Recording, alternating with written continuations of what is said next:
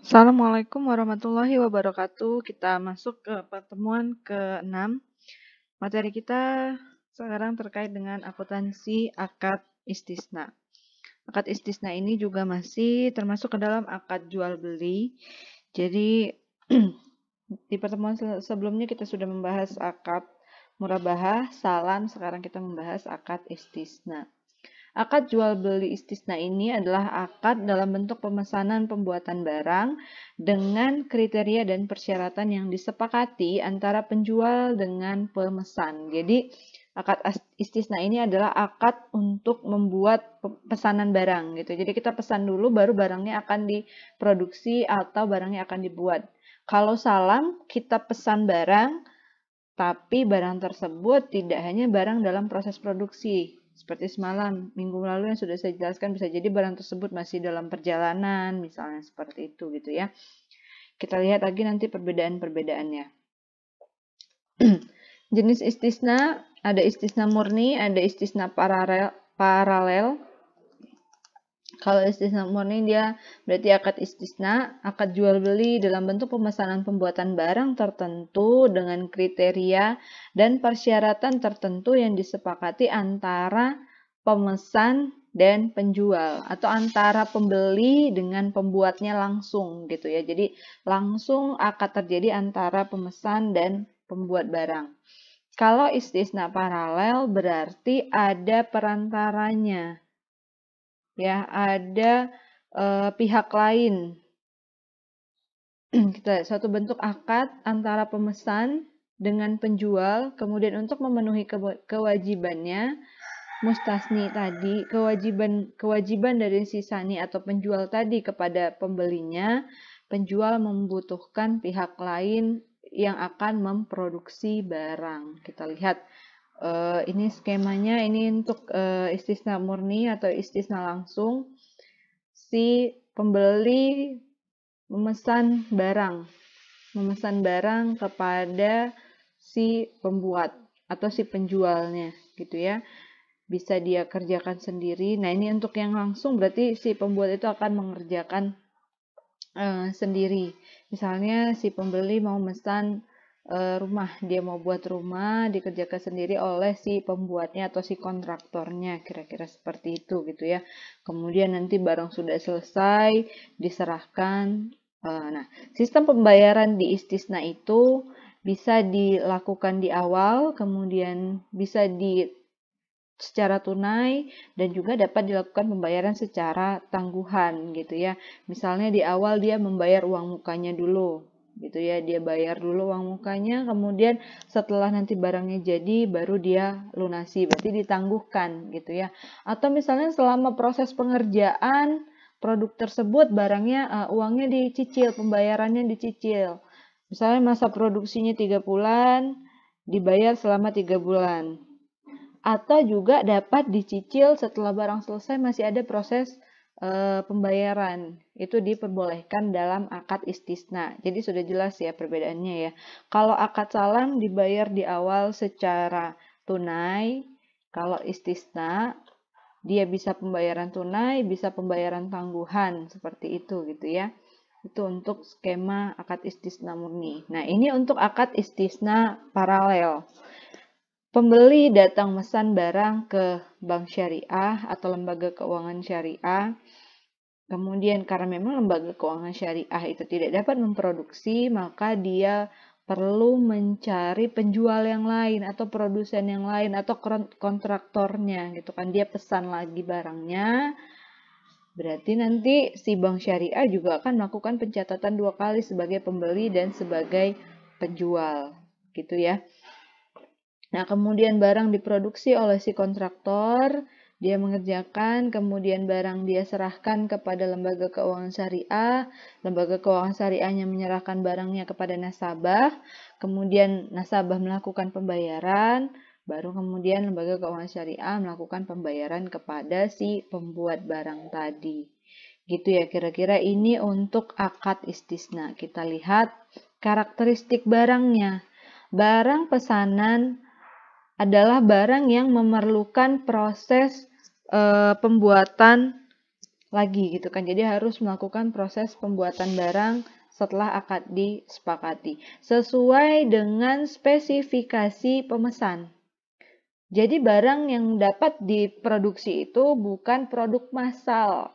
Artinya produk massal nggak perlu dipesan, barangnya diproses, semuanya sama. Dia proses 1000 barang, 1000-1000-nya karakteristiknya sama.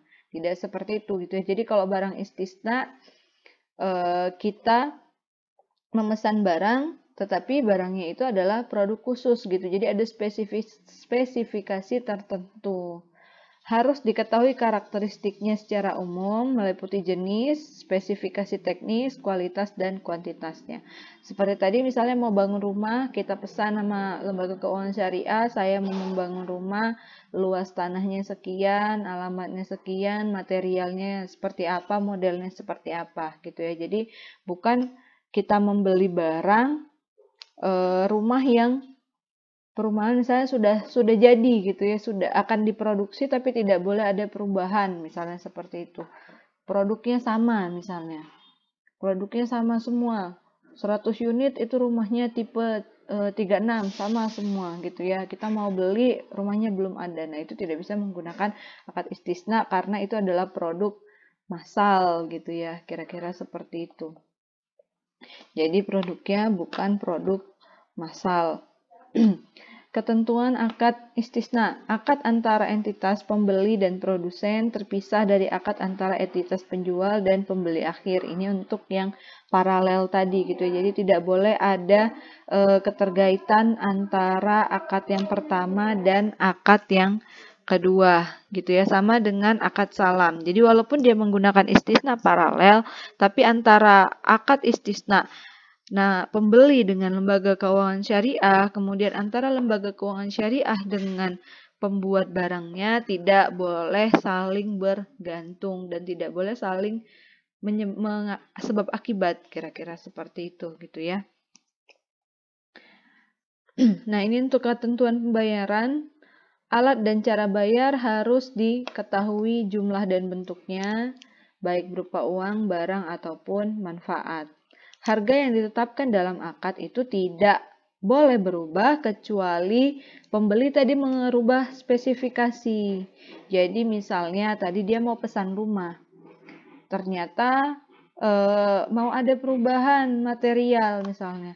Tadinya dia minta lantainya seperti apa gitu ya, dia ganti dengan spesifikasi yang berbeda, ternyata harganya berbeda. Maka itu dapat mengakibatkan perubahan harga dan itu menjadi tanggung jawab si pembeli. Misalnya mau ada tambahan, harusnya tadi rumahnya luasnya 100 menjadi 120 meter persegi gitu kan, berarti ada penambahan. Maka penambahan biaya itu menjadi tanggung jawab si pembeli. Pembayaran tidak boleh berupa pembebasan hutang. Pembeli tidak boleh menjual barang sebelum menerimanya, tidak boleh menukar barang kecuali dengan barang sejenis. Apabila terdapat cacat atau barang tidak sesuai dengan kesepakatan, maka pemesan memiliki hak untuk memilih dia mau melanjutkan akadnya atau mau membatalkan akadnya. Apabila pesanan sudah dikerjakan sesuai dengan kesepakatan, tidak boleh dibatalkan, sehingga penjual tidak dirugikan karena ia telah menjalankan kewajibannya sesuai dengan kesepakatan. Seperti itu ya, itu untuk ketentuan objeknya. Bagaimana berakhirnya akad dari istisna ini? Kewajibannya sudah dijalankan oleh kedua belah pihak, pembayaran sudah dilakukan, barang sudah diserahkan, berarti sudah selesai akadnya. Persetujuan bersama kedua belah pihak dapat menghentikan kontrak istisna. Kemudian ada pembatalan hukum, misalnya ada sengketa seperti itu gitu ya. Jadi itu bisa ada pembatalan secara hukum atas kontrak istisna.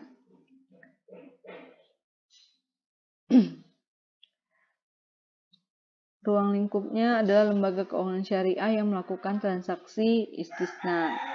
Tidak termasuk ke dalam obligasi syariah yang menggunakan akad istisna.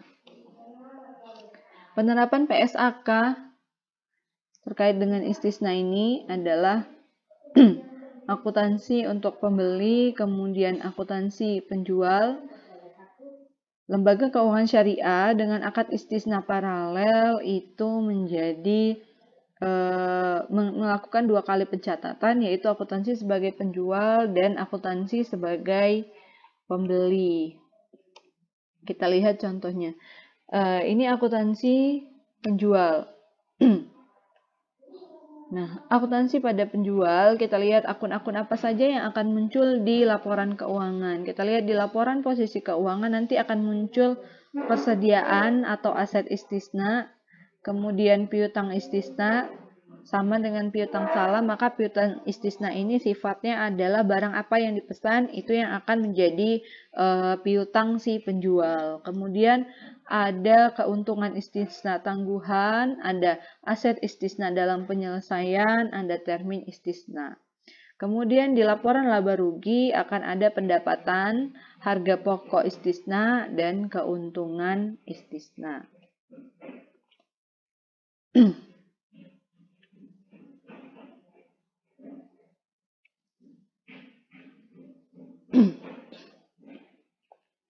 Kita lanjutkan. Pengakuan pendapatan dalam akad istisna itu menggunakan metode persentase penyelesaian atau akad selesai. Jadi dilakukan secara tertimbang sesuai dengan persentase penyelesaian barang. Tadi ya saya sebutkan, misalnya selama barang tersebut diproduksi selama 3 bulan, maka dicicil seberapa persen selesai. Bulan pertama 25%, berarti pembayaran dilakukan sebesar 25%. Bulan kedua sudah 50%, bulan ketiga 75%, gitu ya misalnya. Bulan ketiga sudah 100% selesai, maka pembayaran harus sudah lunas. Itu misalnya dengan persentase penyelesaian atau dengan menggunakan metode akad selesai. Akad dikatakan selesai jika proses pembuatan barang pesanan selesai dan diserahkan kepada pembeli. Nilai akad sebanding dengan pekerjaan yang telah diselesaikan diakui sebagai pendapatan istisna. Misalnya 25% barangnya selesai, maka pembayaran tersebut diakui sebagai pendapatan bagi si penjual itu sebesar 25% gitu ya. Kalau misalnya sudah 50% barang selesai, maka diakuilah 50% sudah diakui sebagai pendapatan. Itu untuk metode persentase penyelesaian gitu ya. Kemudian margin keuntungan istisna yang diakui selama periode pelaporan ditambahkan kepada aset istisna dalam penyelesaian. Untuk akhir periode, harga pokok istisnanya diakui sebesar biaya istisna yang telah dikeluarkan sampai dengan periode tersebut. Jadi pengakuannya sesuai dengan berapa nilai yang sudah dikeluarkan. Pengakuan pendapatan istisna dengan metode akad selesai.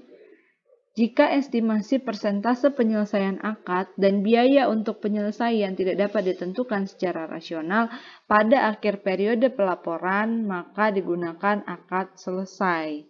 Pengakuan pendapatan istisna, harga pokok istisna, dan keuntungan dilakukan hanya pada akhir penyelesaian pekerjaan. Jadi tidak ada pengakuan pendapatan selama proses pengerjaan barang gitu. Jadi setelah akadnya selesai, setelah pekerjaannya selesai, barulah dia mengakui adanya pendapatan gitu ya. Sudah selesai barangnya baru diakui, walaupun misalnya sudah dilakukan pembayaran, dicicil misalnya. Tapi dia tidak mengakuinya, dia mengakui setelah barangnya selesai, baru dia mengakui itu sudah menjadi pendapatan. Metode persentase penyelesaian dan pelunasan lebih dari 1 tahun dari penyerahan barang. Jadi ini bisa juga dibayar tadi setelah barang selesai baru dicicil lebih dari 1 tahun, gitu ya.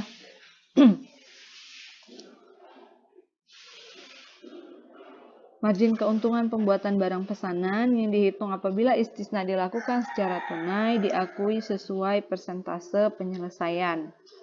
Selisih antara nilai akad dan nilai tunai pada saat penyerahan diakui selama periode pelunasan secara proporsional. Gitu ya. Jadi disesuaikan sampai dengan misalnya setelah akad selesai, setelah barang selesai, pembayaran dilakukan selama 3 tahun. Maka itu nanti dilakukan secara proporsional, selisih antara nilai akad dan nilai tunainya, karena ada pembayaran melebihi jangka waktu pembuatan barang gitu ya.